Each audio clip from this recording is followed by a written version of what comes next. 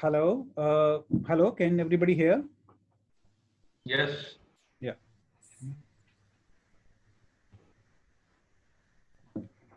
Hello. Oh, yes, Rav. I think. Yeah.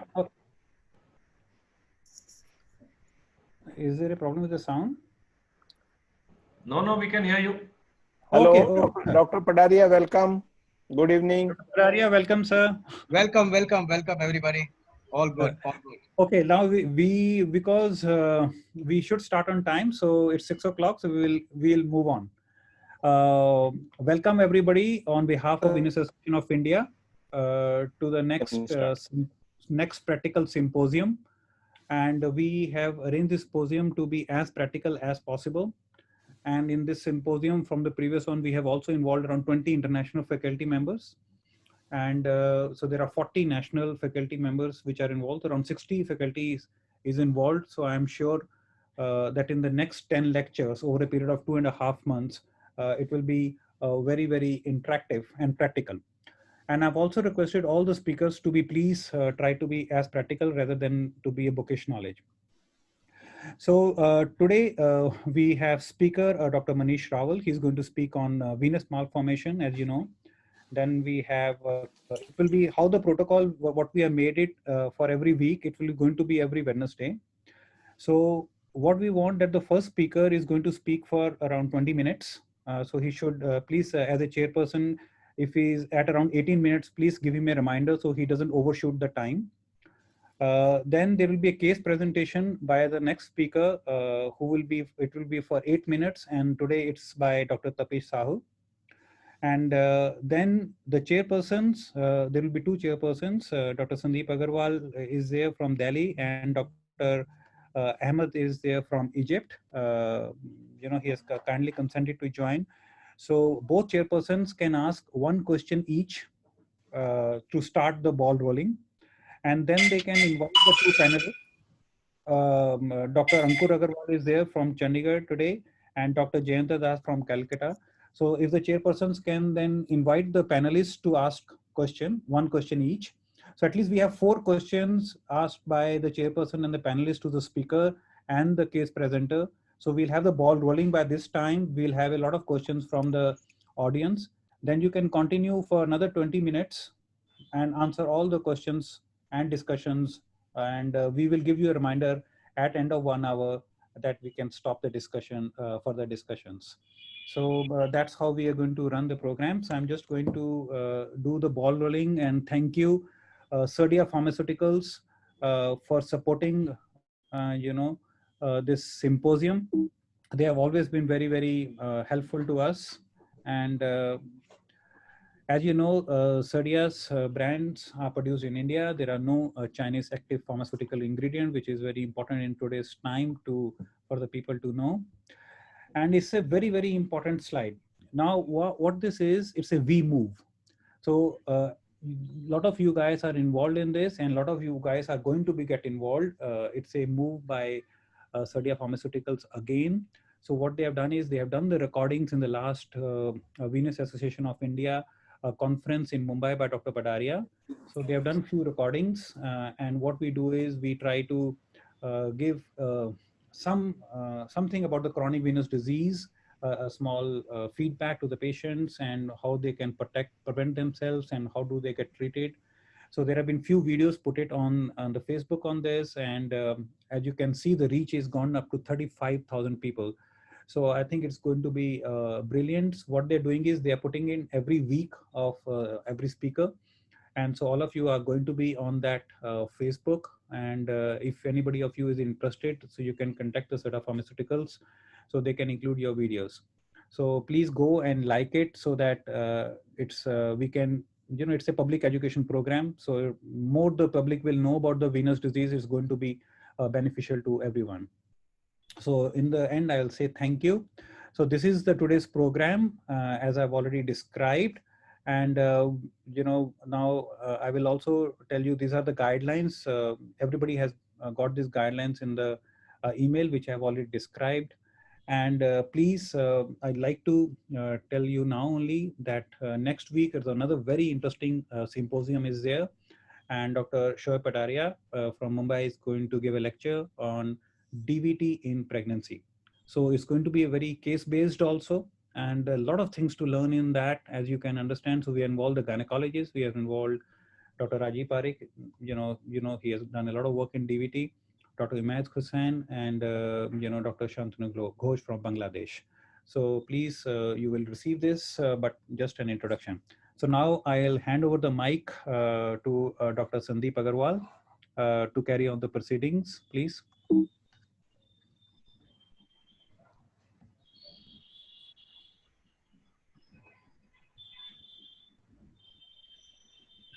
Dr. Sandeep Agarwal, can you hear me? Dr. Sandeep Agarwal? Vishal, hello? Yes, sir. Vishal, Dr. Sandeep Agarwal's mic has to be switched on, please. Yeah, Hello. sir, they can do my own. Like, I haven't. Okay. Am I audible? Yes, Dr. Sandeep, now you are audible. I'll hand it over the mic to you, please. And I welcome Dr. Ahmed Govesh. I think he's already here. Dr. Ahmed Govesh, you can, Dr. Ahmed, are you here? Yeah, Dr. Ahmed is very much here. Yes. Okay, fine. Welcome, Dr. I'm Ahmed. here, Thank you for joining. Thank you for your kind invitation. It's an honor actually to be with you, Rahul. See you again after our last COVID meeting. Yes. So you know nearly everybody here in the panel here, and so I'll hand over the mic to you and Dr. Sandeep Agarwal. Okay. And Okay. So you can carry on the proceedings, please. Okay. Thank you, Rahul. Thank you very much. Before we start the proceedings today, I would like to give this small compliment to Dr. Rahul Jindal, whom I know for last more than 15 years, and he has so much stamina. I don't know from where he collected, and he dared and fulfill it. So today's topic is venous malformation, and which is more on the practical side and step by step. And as we all know that the venous malformation, most of the time, it is low flow venous malformation. Sometimes it is high flow venous malformation, and sometimes the arterial component is also there. Then it is called the arteriovenous malformation. And definitely not a, it is a thankless job most of the time. It is congenital, and we have to counsel the patient and the attendant. So to give all the answers of the today's proceeding, we have two very eminent speakers, and the vascular surgeon Manish Rawal. Dr. Manish Rawal is the senior vascular and endovascular surgeon. He practices in Ahmedabad, and what I am seeing is once he is a very fast surgeon. I see him live. And the second one is Dr. Tapish Sahu, senior vascular surgeon in the Medanta Medicity, Gurgaon. And what I would like to say about Dr. Tapish Sahu, that he is the person who is been imparting the knowledge, sharing the knowledge, especially taking the class in the students, and he has made such a good platform, which I am seeing last 3 years. And I welcome my co-chairperson, Dr. Ahmed from Egypt, and two eminent panelists, Dr. Ankur Agarwal and Dr. Now I would like Dr. Manish Rawal to start his presentation. Dr. Manish, over to you. Thank you, Dr. Sandeep sir. Thank you, Rahul sir, and all the eminent members of VAI and everybody present here. Very warm welcome and good evening from the city of Ahmedabad, which is in the west of India. The state is Gujarat. I'm just going to share a brief experience that I have on the malformations. We treat them regularly and we see variety of patients, and I'll just go into little basics of malformation that I have learned over the period of time. So basically, arteriovenous or venous malformations. Sir, excuse me. Sorry, sir. You haven't shared your screen, so can you share your screen, sir? Oh, okay.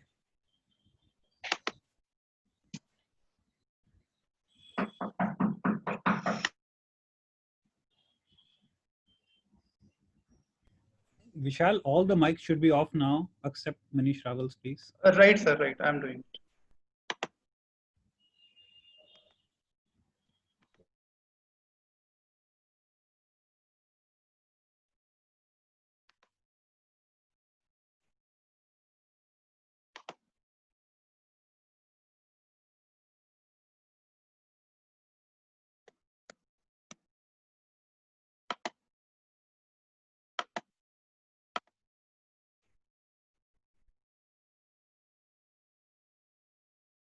So Dr. Manish, you can just switch on your mic.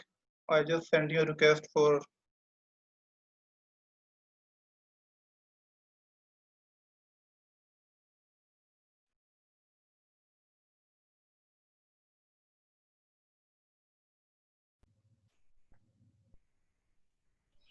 Can you see?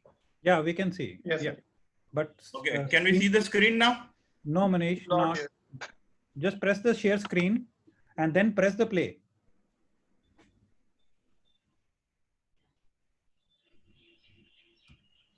There's a green button at the bottom, Manish. Hai na? Yeah, I had tried that once. Just press once, then you'll see multiple screens. On Zoom, right? Yeah, on Zoom. You're already there.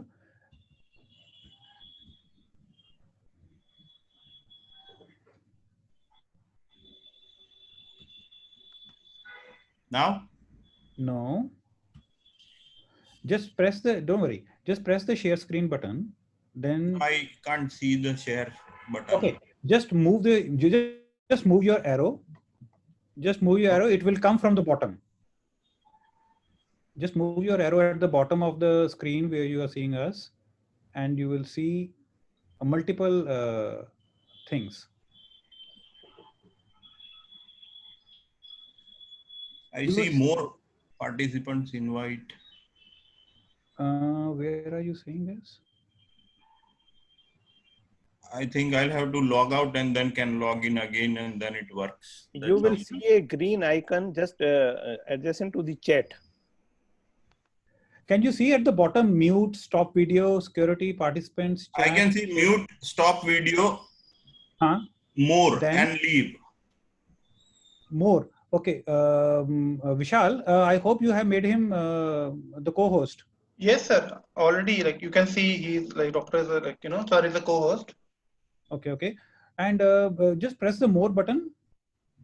Yeah, in more there are participants, invite, chat, record to the cloud. Why is it showing so this? Why it is not showing share screen in your? Just go out and come back again. Yeah. Yeah. Don't worry. We will discuss by that time. Sandeep can carry on the discussion for 1 minute. By the time you come back. Yeah. Dr. Tapish, have you joined? Yes, sir, I'm here, sir. Oh, Dr. Tapish, we can start with Dr. Tapish if you want. Sure, sir. Tapish, you can show your case now, I think. Yes, sir. Yes, please.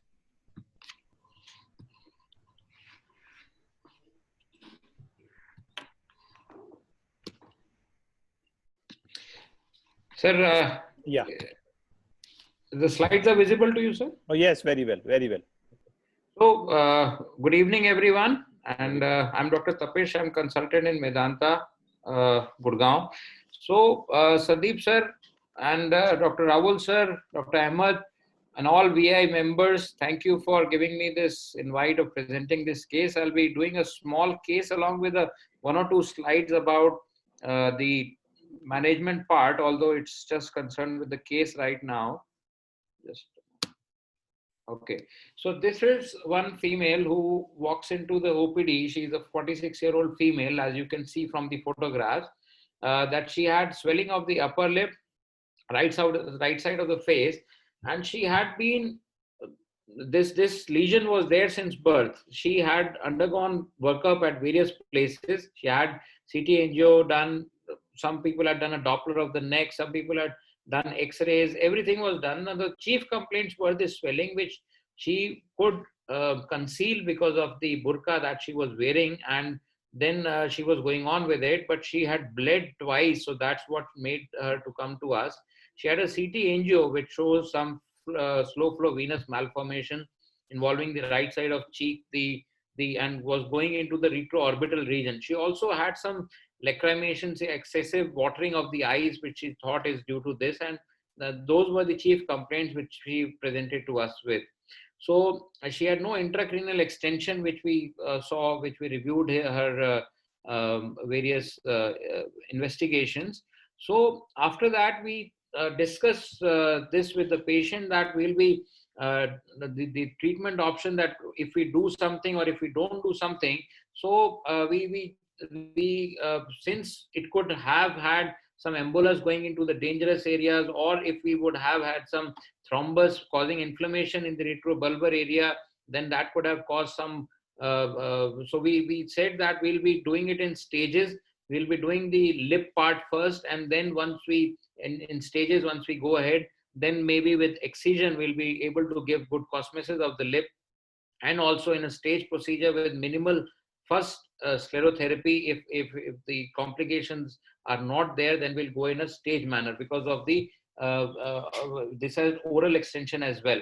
So as you can see that this is how we injected in the first place. It was sclero with blue and sodium tetradecyl sulfate, and we counseled them for monthly or 3-monthly visit, and she will need multiple sessions followed by excision to give a good cosmesis here. And thankfully this went on well. It's been 3 months now. She has come for a follow-up. The swelling initially increased in size. She had this lip which got more swollen, but then it slowly subsided and the vision is fine, and she is due for her second sclero. And after that, once it shrinks, then we'll go in for the reconstruction of the lip and excision also. So this was Doppler guided sclero. For the benefit of the audience here, that we do under fluoro and sclero Doppler guided both. So we see that all how much is the filling of the venous channels there and how it's flowing. And then once we find it that adequate filling is there, we just stop with some kind of a occlusion there. So I think there is a different session on KT syndrome, but just talking about the venous part of this, showing 1 or 2 things regarding what all can be done except sclero, that the details I won't go into, but these are the persistent of embryonic veins, and it's a lateral marginal vein, or the vein of Serval, as we call it, is the sciatic vein. So this is one case that of the lower limb. I showed of the cheek. Now I'm coming to the lower limb, that we had a lateral vein which we planned to embolize. It was meeting the internal iliac. So we thought first we'll plug the internal iliac and then go ahead stuffing the vein with some kind of sclerosant and plugs. So first is that internal iliac, we did this angiogram. It was showing a slow flow. You can see that, appreciate that on the video. And then this was meeting the IVC, if you can see, if you can appreciate here. And then with the sheath in the internal iliac, we saw that, okay, this channel is complete. So if we occlude this, which the lateral embryonic vein is joining, so we'll be able to take care of the lateral varicosities in that case. So this was that SFE was patent. This is very important to treat such lesion, that whether the deep venous system is there or not. So SFE was patent, and the lateral embryonic vein was draining into the internal iliac vein. So we put in a plug in the internal iliac, and after that we started sclerosing the embryonic vein, which was the lateral varicosity. So this is the plugs that you can see in the varicosed internal iliac, and after that we manage the lateral marginal vein in this case. So this is the venogram post plug placement. So there's slow flow here. This is through the plug. Then once you see from here, nothing is going inside, and we can safely put in the sclerosant. So this was the glue put in the residual lateral veins, and after that we after putting in the glues in the lateral veins, then we sorry. So then this was the completion angio. I think I can play this, and then we see that all had embolized. Well, it's not playing. I'll go ahead. So this is the other options available for the lateral veins. These are mechanico-chemical ablations, if you can gain access like any other varicose vein, but in this the pathology is different. So this has been tried with good, Dr. Rahul would also vouch for that, that he has also tried in certain presentations. I've seen that this can be done with MOCA, that we use phlebogriff in this, and we took access into the lateral vein and did a MOCA of that vein. This is another option of a radiofrequency ablation. This is the lateral side of thigh. This vein is dipping from the lateral side, then going up from the femoral vein. So only the abnormal component of the lateral vein we had to ablate. So there were two branches, if you can see. There was one branch going straight ahead, and then you can see one looping on the lateral side that is also joining that vein and then going in. So once we occluded this and did a angio, we found another branch which was joining the superficial femoral vein. So we thought the straight branch will do a RFA. So we took an axis from the lateral side. This is the wire going in. And then once we ablated that straight channel, we put in the glue in the other lateral veins to occlude all those. And then the flow was reduced, and it was all through the normal superficial femoral vein. So this is before glue injection, and that was after glue injection. We obliterated that with the radiofrequency. This is again one procedure, again done with glue and RFA. And this is post-ablation. So basically it is that all slow flow venous malformation, the smaller ones need recurrent sessions of sclerotherapy, and it's always a multimodality approach. There are many branches involved, and there are many type of things that can be done, including surgeries, including medications initially, then compression is the must for the limbs where the compression can be done. And with advent of sclerosant, good sclerosant agents, this is the job has become a little easier, because previously the approachable ones were only done by that. But now with advent of the sclerosants, we can also go into the non-approachable areas. And once the residual one is left, then we go in for the completion surgery if required. So these are the Dr. B.B. Lee's absolute indication, relative indication that I think Dr. Manish will cover in his presentation. Yes, sir. Tapesh, sorry, I'm disturbing you, but let this Manish Raval has to. Yes. I'm not going into that. Since I'm just can you sum up the treatment options, I'll go into I'll hand over to Dr. Manish for talking on this in detail, because I just wanted to present this and the treatment options available. Should we open the session for the question answer from the Dr. Tapesh right now or after that? Sandeep, I think we can take all the questions at the end, because there will be a lot of overlapping questions, which Dr. Manish Raval will already answer. Okay, let the Dr. Manish come in. Screen. Yeah. Dr. Manish. Yeah. Now can we see? Not now. Oh yes, very well. Yeah. But we cannot see your screen. You are visible on the screen, but your presentation is not there on the screen.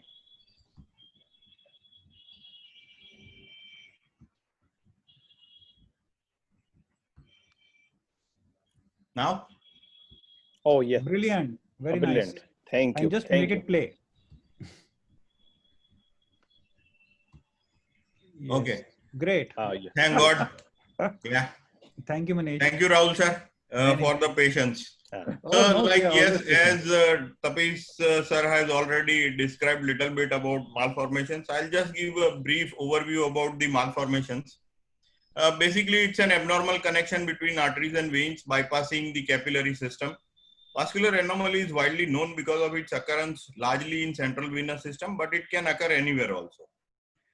Normally, what happens is arteries carry blood containing oxygen from the heart to the vein, and then the less oxygenated blood is carried back by the vein. Now, there is a tangle of blood vessel that takes this around, bypassing the capillary system, and that is how malformation forms. This is a basic picture that would explain what exactly happens in malformation.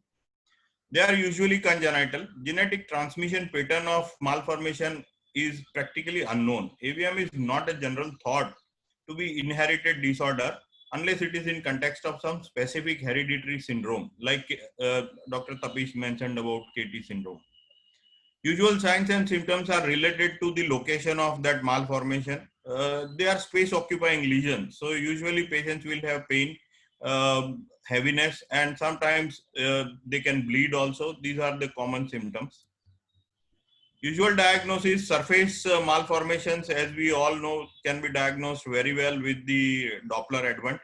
if we have a suspicion of deeper extension, or if we want to plan a procedure for treatment, deciding about the type of the sclerosant or type of embolizing agent, sometimes we get a CT or MRI done to know the connections with the arteries or minute connections with the arterioles and the deeper veins. This is how typically it would look on a histopathology.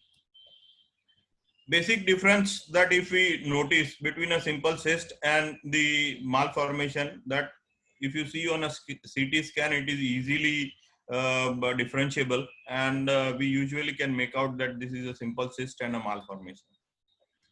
Another picture that explains about how it works in the malformation. Basic symptoms, as I mentioned about the venous malformations, it would cause pain. If it are lymphatic malformation associated with venous, then there can be a lymphatic discharge. They can easily get infected by scratching and other things, and that's how we receive most of our patients of the surface lymphovenous malformations. Basically, malformation is a general term. It can be venous malformation, it can be only lymphatic malformation, it can be veno-lymphatic malformation, and it can have arterial component also. Hemangioma is another term that is used to describe the malformation. However, this name actually applies to childhood vascular anomalies, and usually it disappears by the age of 7. Major reason for us to treat this lesion is the platelet count if it is not responding because of the treatment, in spite of the treatment, and the massive shunting in case of liver malformations. Otherwise, usually we wait till the age of 7. How do I find out? Basically, this can be seen on physical examination. All surface malformations are visible. Deeper vascular malformation, as I mentioned, we can diagnose with CT, MRI, or CT venography, or MR venography. Usually they are present at birth, sometimes they are traumatic. Basic difference between the congenital and the traumatic malformations would be, congenital malformations will have multiple channels, just like the bunch of grapes. Usually traumatic malformations will have a single connection, and that usually is the basic difference. How are we treating this? In the past, as we all know, we used to do the open surgery, excise the entire part, skin, subcutaneous tissue, at times muscles also, and then do the plastic cover. But usually they used to come back and the recurrence rate was very high.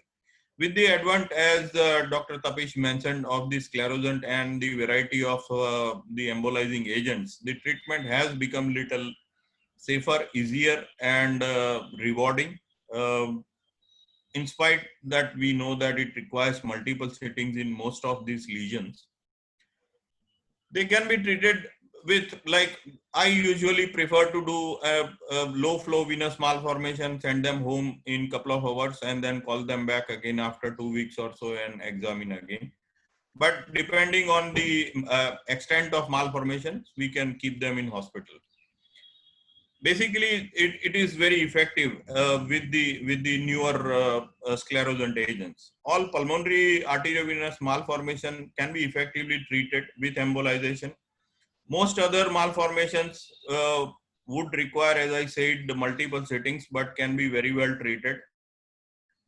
All vascular malformations require long-term surveillance, because as soon as you start embolizing, they will recruit new vessels, and they will have a new formation, new feeling of those malformations and the nidosis. And that is what we need to observe and treat them accordingly over a period of time. Like embolization can be done intra-arterially, intravenous, or percutaneously. Many a times we do just simple percutaneous punctures and treat them under IITV guidance, or at times even with Doppler guidance. Sometimes we have a dual access. We take the arterial or venous access to reach the deeper malformations, and have the percutaneous access also, and that is how we treat them. Basically, we can treat at any age, from newborn to adult. That depends on the patient's symptoms and the extent and the need of treating these malformations. Basic classification, as we see, slow flow malformations, capillary malformations like port vein, senile angiomas or nevus. Lymphatic venous, fast flow usually will have arterial component. Many of them will have a combined component. You have to treat them accordingly. I mentioned about the imaging features. That is usually to decide about the extent, the calcification, and perhaps the estimate that how many sittings or how many sessions patient would require, and to plan it accordingly. So then now there are some cases that I would like to show. This was extensive lymphatic malformation in a young kid, extending from the right lower thigh up to the abdomen, and it was going retroperitoneally. We kept treating this with percutaneous and Doppler guided as well as the IITV guided punctures. And gradually we started blocking these channels, and he was quite relieved of his symptoms.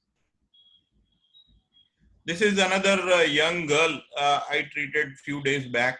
She had a painful elbow slow flow venous malformation, and she had a lot of heaviness on hanging the limb, and that was her main symptom. The moment she would raise the hand, her symptoms used to relieve. So I treated this with uh, percutaneous sclero using the sodium tetradecyl sulfate 3% with very minimal alcohol, and this was the diagnostic shoot to see the connection of this malformation with the deeper veins. And then we decide about how to press it or how to compress the deeper system so that your sclerosant doesn't go into the deeper system. This was sodium tetradecyl sulfate injection 3% in the foam form, and it occluded. It worked very well for her, and most of the component was thrombosed immediately. Another young boy, he had undergone previous surgery in the same area. This is right elbow, and had recurrence and had couple of bleeding episodes from this malformation. And so again, I treated this with foam sclero and alcohol.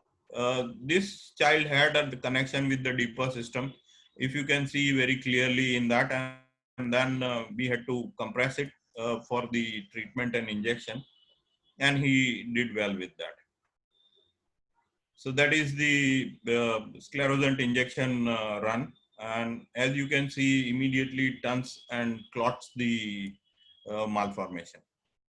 This was mixed malformation in the left shoulder region, and multiple attempts were done to treat this malformation.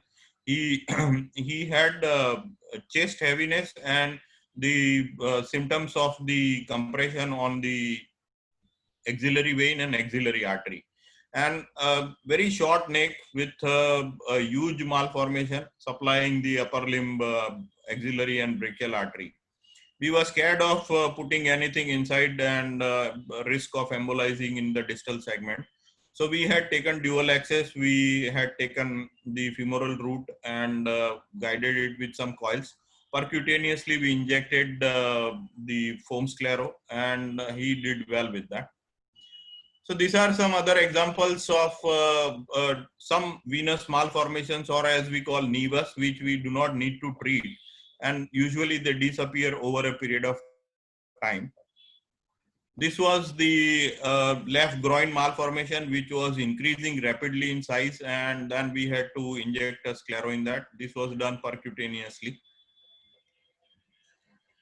This was a young girl having operated previously twice or thrice left shoulder region, and she kept bleeding by wearing any of the clothes and all.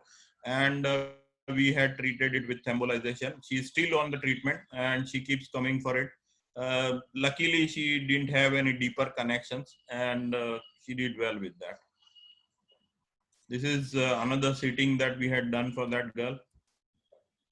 This is typical KT syndrome. Previously, Dr. Tapish showed the case. We treat this very slowly, gradually. We never aim to achieve a complete closure of entire system. We keep closing small segments of it, and we wait for 15-20 days between the sittings.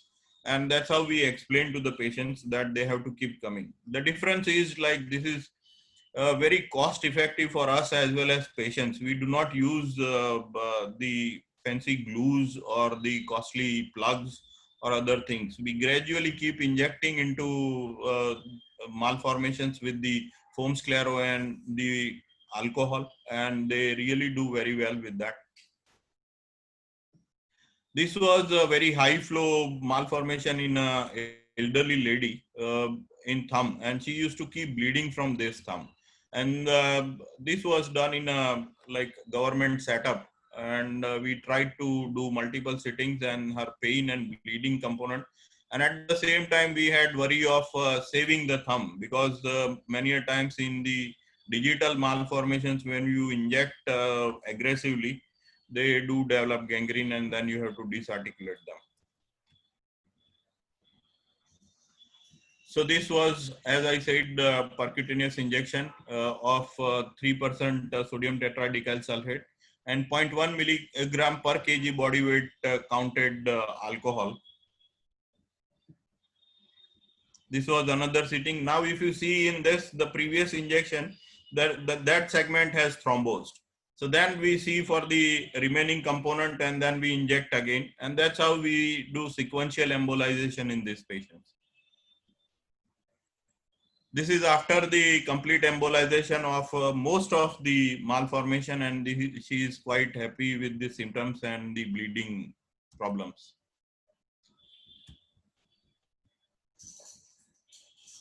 This was intramuscular venous malformation. If you see, the bone also had deformity, which actually is one of the indications, because these bones can get fractured, or sometimes they can give compression symptoms.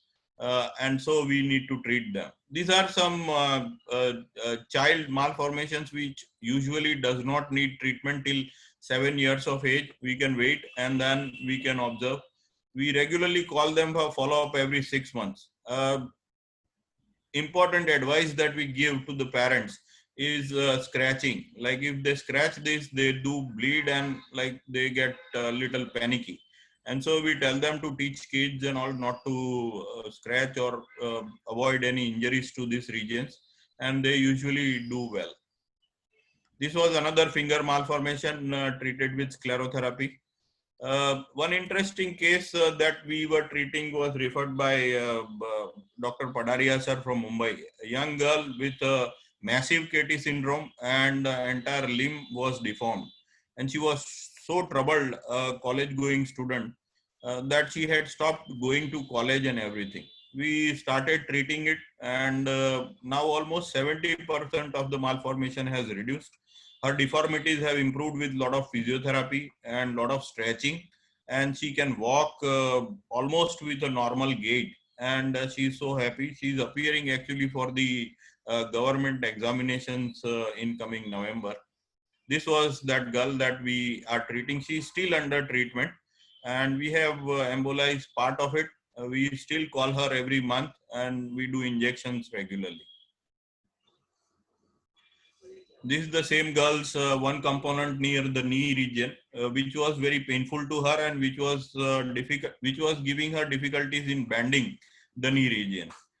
Now, this patient, a young 22-year-old lady who had a massive pelvic malformation, and the gynecologist and all were worried that she will require the hysterectomy for this, because she was having massive bleeding during her menstrual cycles. And we could treat this with simple histacryl and lipiodol glue, and she did well with that. This was the injection, and if you can see, okay.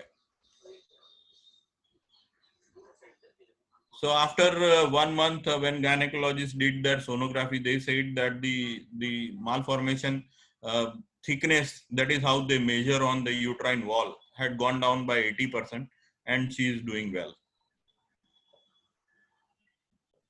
Thank you. Thank you, Manish. Thank you very much for completing within time and sticking to the time.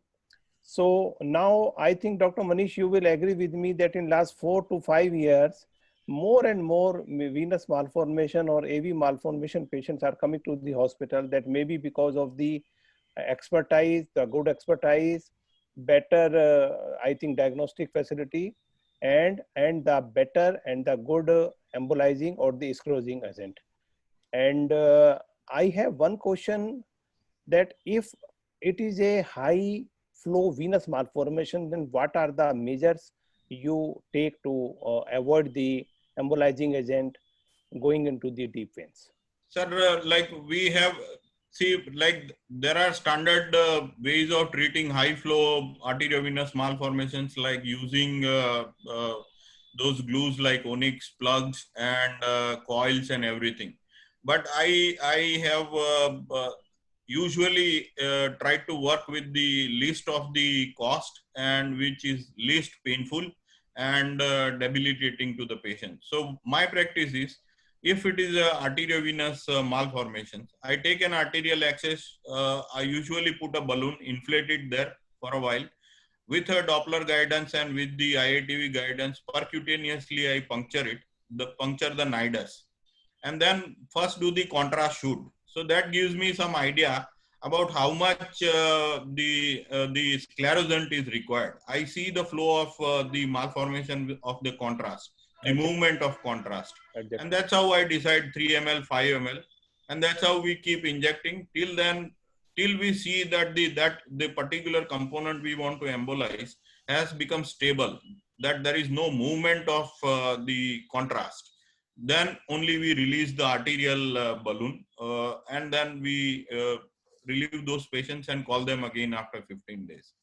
The advantage with this is my every session of embolization typically would cost less than $100 to the patient. This is a higher figure, even less than that. And that is how these patients can afford multiple sittings and they are happy with the treatment.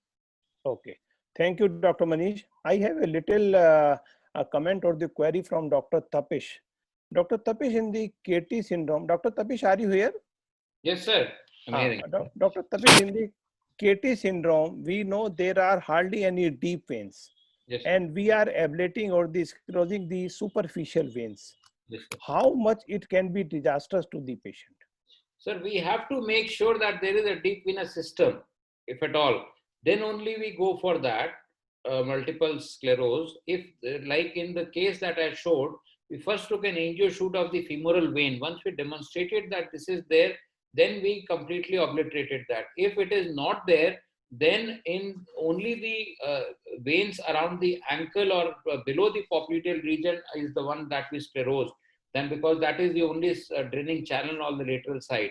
It is not that in all cases it will be absent. In cases where it is atretic, also sometimes we can do that. So we have to demonstrate that first before going in. Okay. Sandeep, Dr. Sandeep.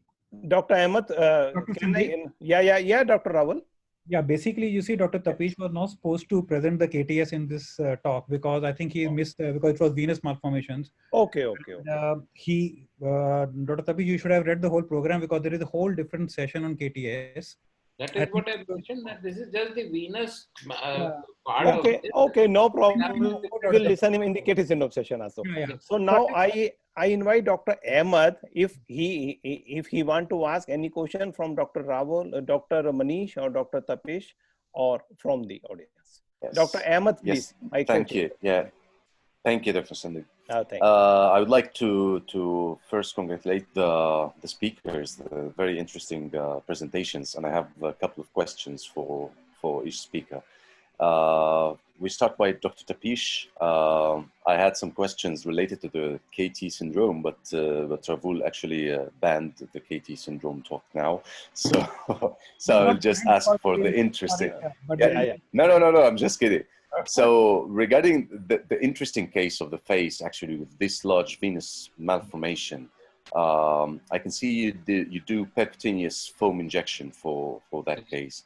How do you control for the amount injected, especially that you're working on a dangerous area of this, and you can easily have foam migration inside the cerebral circulation or something.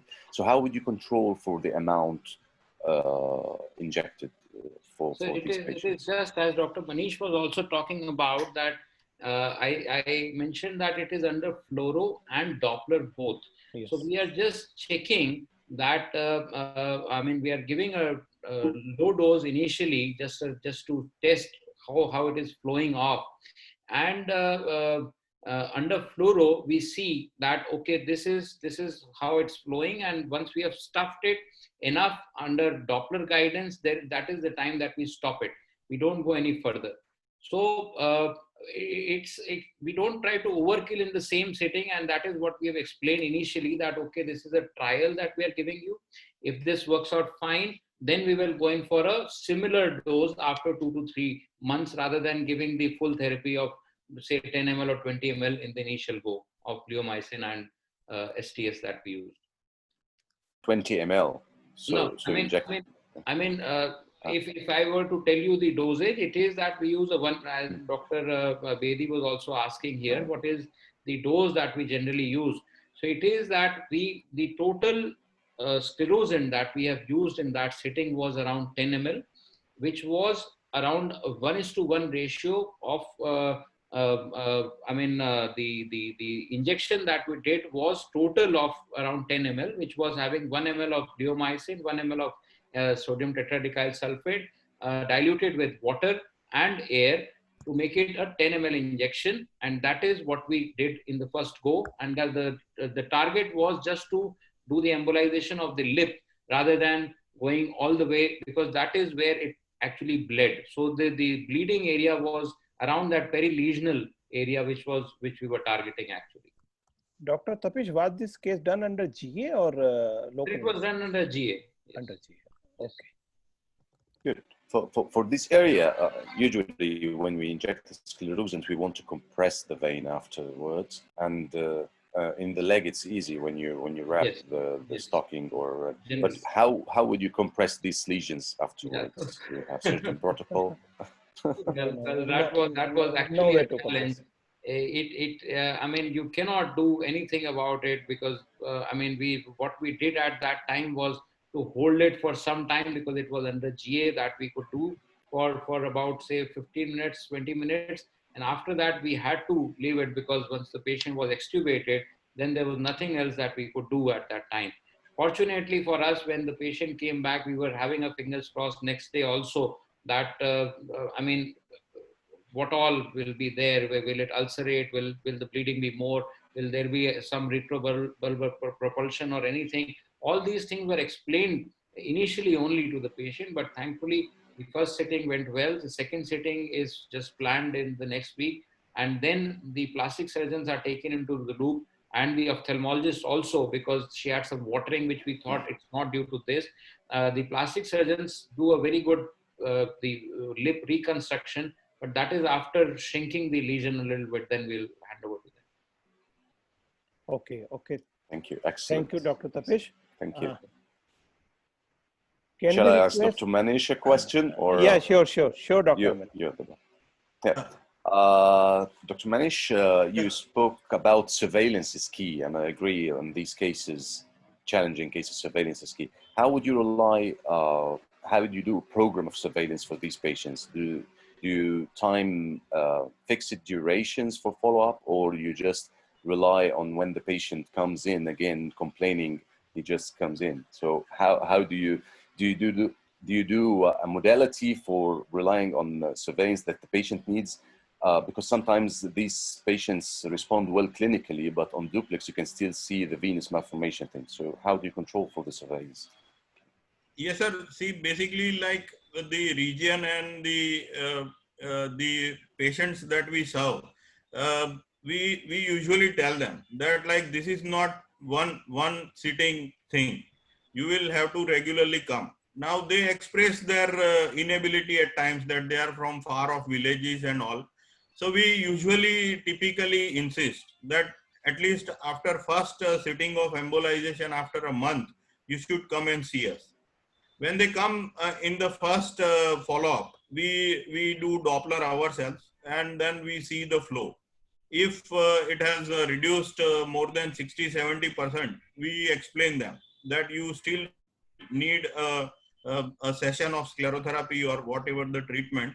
And then we tell them that like we can do it in this sitting, or you can come like if, at your convenience. Most of these patients, because of this spacing of 1 month, they have stuck with us for the follow-ups, and they come regularly till we tell them that now you no further need the treatment of this except the pressure garment, and see us again after 6 months to see if there is any other new recruitment in the lesion. And that's how we do the surveillance for our patients. Now, can I, panelists, can you ask the panelists? yes, can I request Dr. Ankur Agrawal and Dr. Jayanta Das if they want to ask any question from Dr. Manish or Dr. Tapish? I would like to thank Dr. Rahul and the team for inviting me here.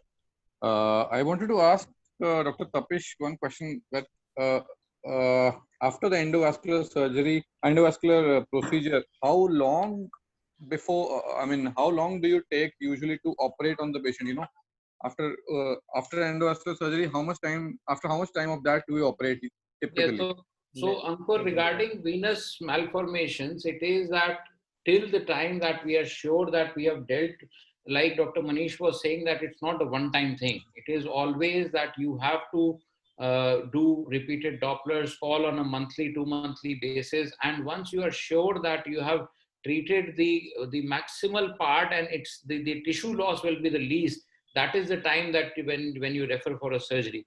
Not before that. And this has to be explained that it may take 6 sittings, 8 sittings, 10 sittings, does not matter. This is, if you want to be associated with us, this is where we start, and we will give you a good result. But this counseling, as Dr. Manish said, is very important.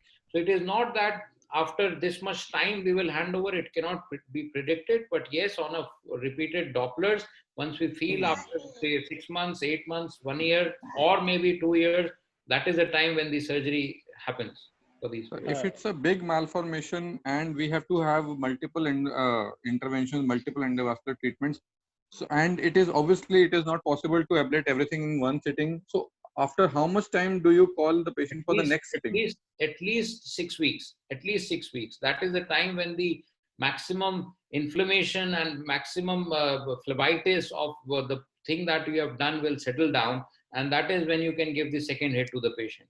Not before that you're causing a lot of agony. Right, sir. Thank you, sir. Dr. Tapish, you have well said that if most of these channels have not been ablated and you try to operate it, it is just a nightmare only. It is just a nightmare.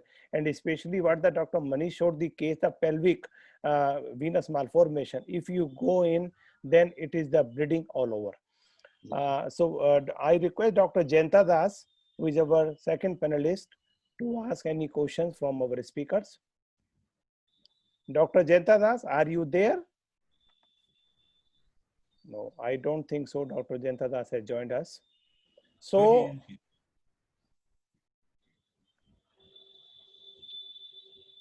any question from the house? Yeah, so if Sandeep sir allow me, like just one thing that I would like to add. Yes, sure, please. Sure. The word of caution whenever we are treating a surface lesion. I have seen patients coming with a huge necrosis of the skin and subcutaneous tissue. So before you, like, especially because I use alcohol extensively in conjugation with the sodium tetradecyl sulfate, we have to be very, very sure that your needle is intra-lesion and not outside. And it has to be a very, very slow injection. That also over a period of time, we understand that with what force you can inject into a malformation and how you should do it. But that is one word of caution. Before attempting any sclerosant in surface lesions, do doubly confirm that it is in the lesion and even not slightest outside of that lesion. Manish, Sandeep, can I ask Manish?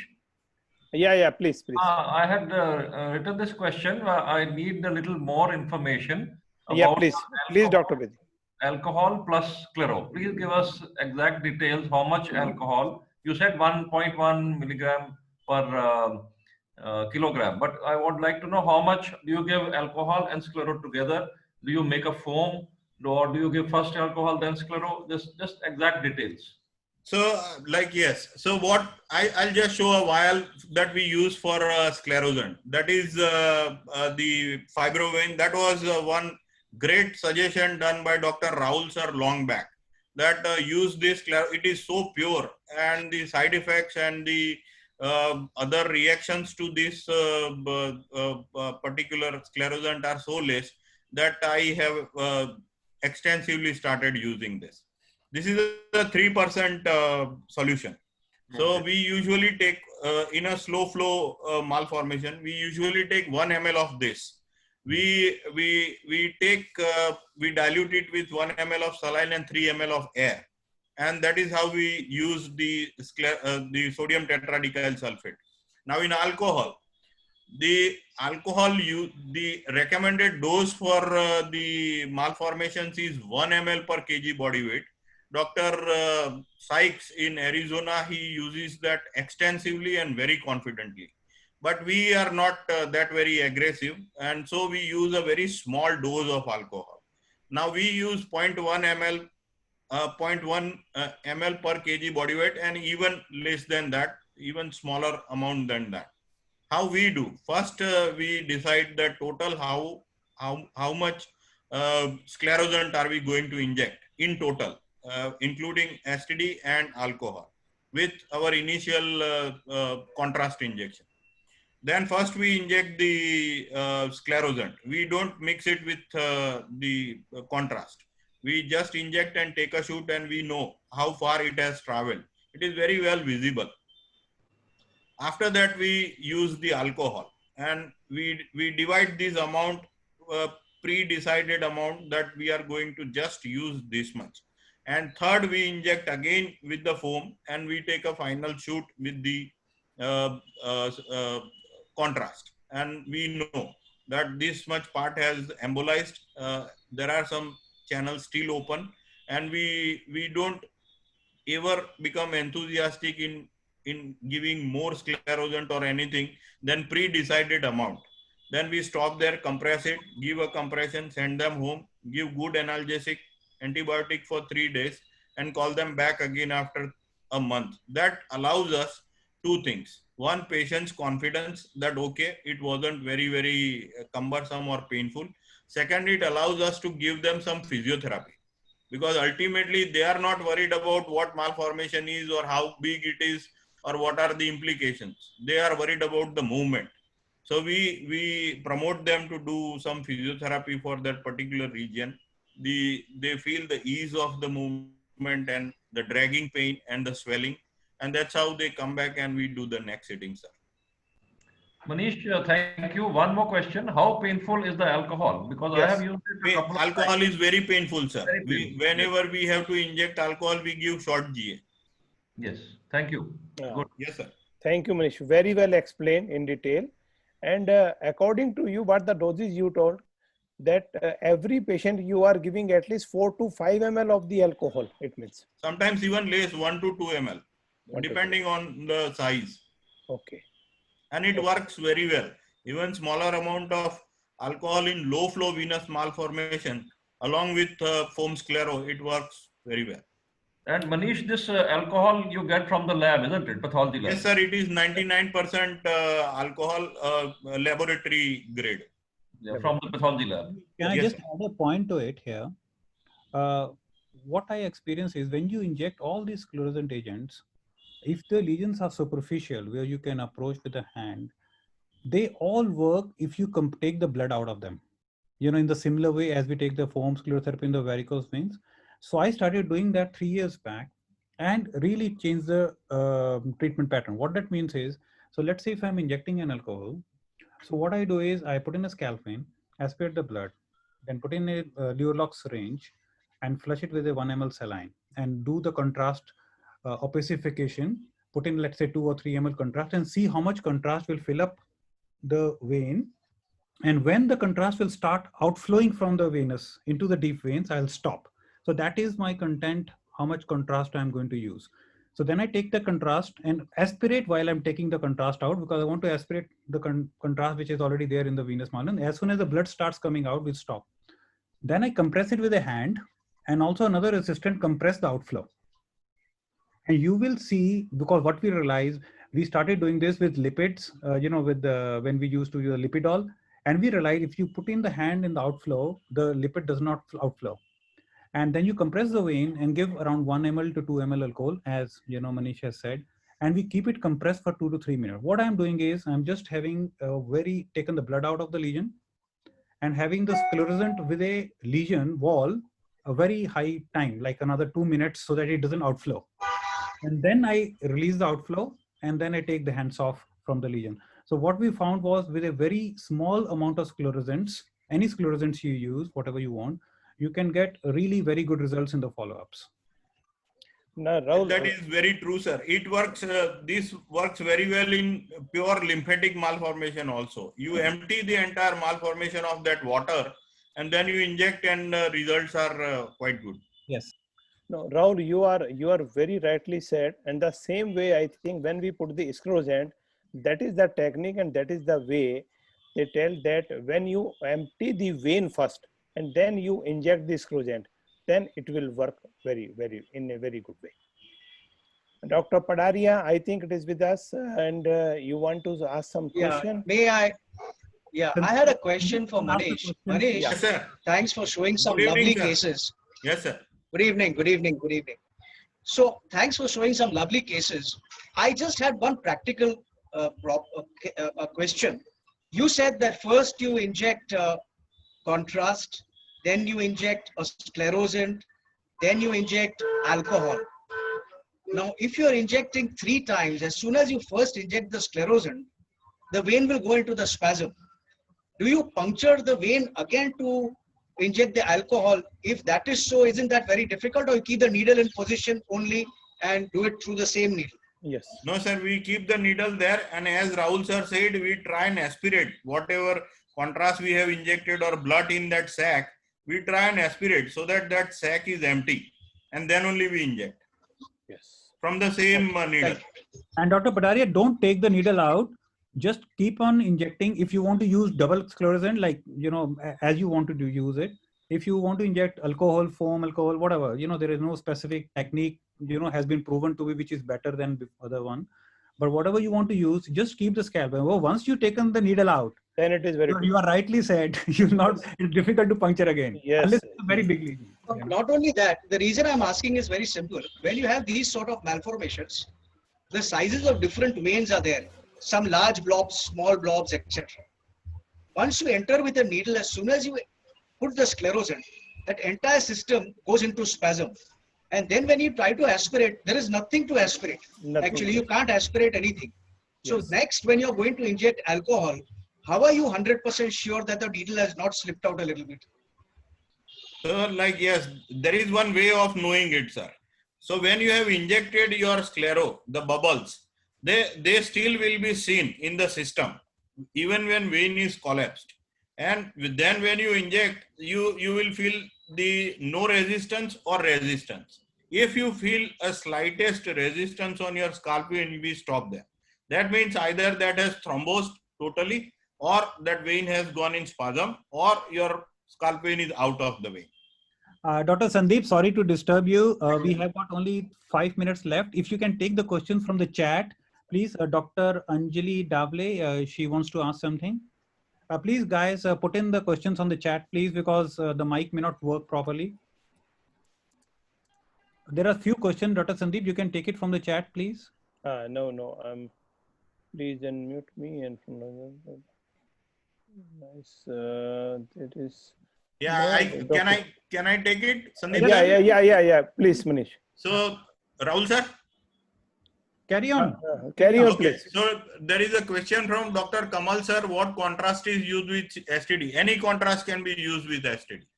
Any specific follow-up advice? Jayanta sir, I explained. I usually follow up with 1 month, but yes, as Tapish sir said, 6 weeks is the usual guideline. Edwin sir, thank you so much. I have a small Harita, question, we have Dr. a Manish. question. Upper limit of the foam in varicose vein, do we have any cutoff for per session? As I said, we decided on the base of our first contrast injection. Dr. Manish. Dr. Yeah, Ahmed, yes, sir, Doctor. digital Dr. venous Ahmed. malformation usually prefer to go calcium only injection without alcohol. I agree with that. In digital malformations, you have to be conservative and you have to be careful if you are planning to inject alcohol. One of my patients who had not only digital, but that was extending right in the forearm, and it was so big and pulsatile everywhere. And in that, we had done alcohol injection. What I do is, I don't inject in the arterial segment of it. I inject in venous segment, which blocks the outflow, and that is how it helps. And of course, it is a long process than usual treatment, but risk is less and patients are more comfortable. So in digital, you would go for sclerosed only as well? Or Right, that is right, sir. Yes, sir. Okay. One more thing, Shoaib sir, regarding multiple punctures, it is that when there is, I mean, there is a large malformation, especially a lymphovenous or a long venous malformation, a dual puncture helps at times. That from one you are injecting, from the other one you are aspirating, and from that you can inject again. So you have initially when they are dilated before spasm, you do under Doppler guidance, one like we had of one of hand. So we kept on injecting with one and kept on, like Dr. Rahul said, that you have to empty it.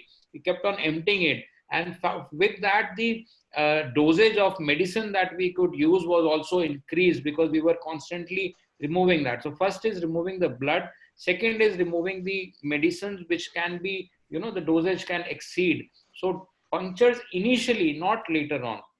That is one. But Tapesh, I didn't understand, why will you want to keep on sucking the sclerosant, what you are injecting? Yes, because the thing is that initially, not in the complete procedure, initially what you are pushing from one side, you are aspirating from other side. So once you find that the blood is less, now like it was a hand malformation, it was like a lymphovenous big one.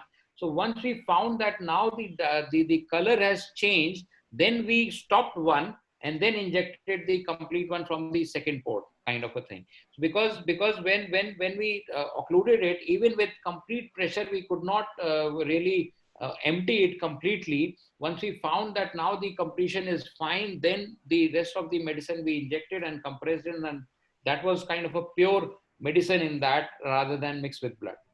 There are a lot of questions which are coming, but we need to stop in 2 minutes. And Okay. Dr. Sandeep, Dr. Rahul, there is a question I could not understand from Dr. Anjali. Role of biopsy, when and where? I think she want to ask any FNAC or biopsy, because whatever after the surgery we remove it, we send it for the histopathology examination. But before that, there is no role of any biopsy or FNAC. We never do any FNAC in the AV malformation. Yeah. So Dr. Shantanu is asking whether you are using local anesthesia. Dr. Shantanu, when we inject alcohol, we use short GA. Yeah. Okay, I think now we are close to the time over, and if Dr. Rahul says, yes, please. And because what will happen is what we can do is rest of the questions. If we get all the questions, we will put in all these questions to the speaker. Yeah. And take the answers and we'll put it into the group. And fine. You can send us all the questions to the VI secretary, and she can take all the questions to the speaker and get back to you with the answers rightly. Because exactly, Dr. Rahul. We will not try to see it more than 1 hour. And because we had some, I'm sorry, it got delayed by 10 minutes, but because we had an hitch-ups in the beginning and problem. So we will try to close it. Okay, Dr. Rahul, thank you very much. Thank you, my co-chairperson, all the speakers and the panelists. Thank you, everybody who participated. Thank you. Thank you, Dr. Ahmed, sir. And we will see you. Thank you, Padaria, sir.